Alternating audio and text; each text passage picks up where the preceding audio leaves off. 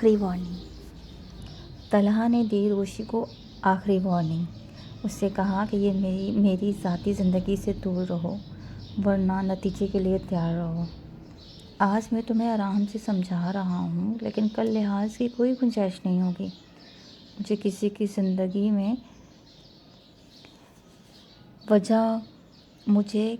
زندگی میں بلا وجہ مداخلت کرنا پسند نہیں ہے، اور اگر کسی نے میری پرسنل لائف میں مداخلت کرنے کی کوشش کی تو اسے جواب دینا پڑے گا۔ اس کے بعد مبین طلحہ سے عرض کرتی ہے کہ تمہاری حرکتوں پر میں کئی دنوں سے نظر رکھ رہی ہوں، تم حد سے زیادہ ہی تجسس دکھا رہی ہو، اور اب یہ بالکل برداشت سے باہر ہوتا جا رہا ہے۔ میں نے 4 دن میں یہ چیزیں سمجھ لیں تو یقیناً باقی سب لوگوں کو بھی اندازہ ہو چکا ہوگا۔ تم جو کچھ کر رہی ہو وہ کسی سے چھپا نہیں رہ سکتا۔ ہر چیز کا ایک وقت ہوتا ہے، اور تمہارا وقت اب ختم ہو چکا ہے۔ اب بات کرتے ہیں دوسرے معاملے کی، جو مزید سنجیدہ ہے، اور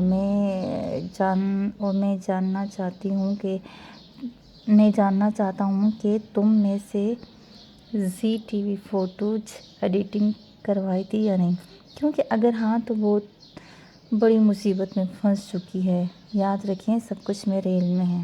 میں جانتا ہوں کہ کون کب کہاں اور کیسے سب کر رہا ہے۔ اگر تمہیں لگتا ہے اس معاملے سے بچ نکلو گے تو یہ تمہاری بہت بڑی غلط فہمی کا شکار ہے۔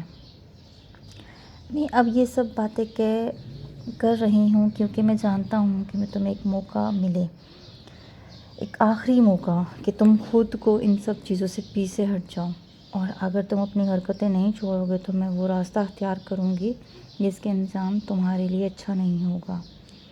میں اپنے ہمیشہ معاملات کو پرامن طریقے سے حل کرنے کی کوشش کی ہے، لیکن اگر کوئی حد پار کرے تو خاموش رہنا ممکن نہیں ہے۔ یہ طلحہ کے جذبات تھے اور اس کے خیالات تھے۔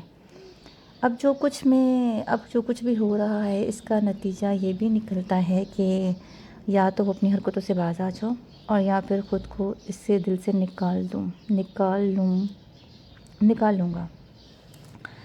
لیکن اگر یاد رکھو، اگر میں خاموش ہوں تو اس کا مطلب یہ نہیں کہ میں کچھ بھی نہیں جانتا۔ میں سب کچھ دیکھ رہا ہوں، سمجھ بھی رہا ہوں اور جان بھی رہا ہوں۔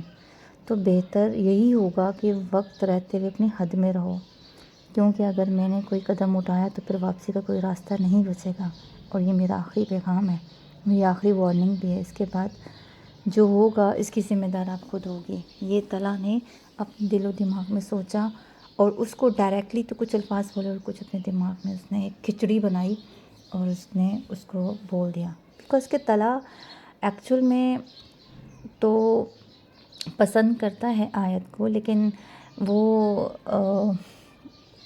مبین کو اس سے زیادہ پسند کرتا ہے۔ مبین اس کے دل و دماغ میں چھائی ہوئی ہے، جس کی وجہ سے وہ طلحہ مبین کو اپنے دل و دماغ سے نکال نہیں پا رہا۔ Thank you for all watching to my channel.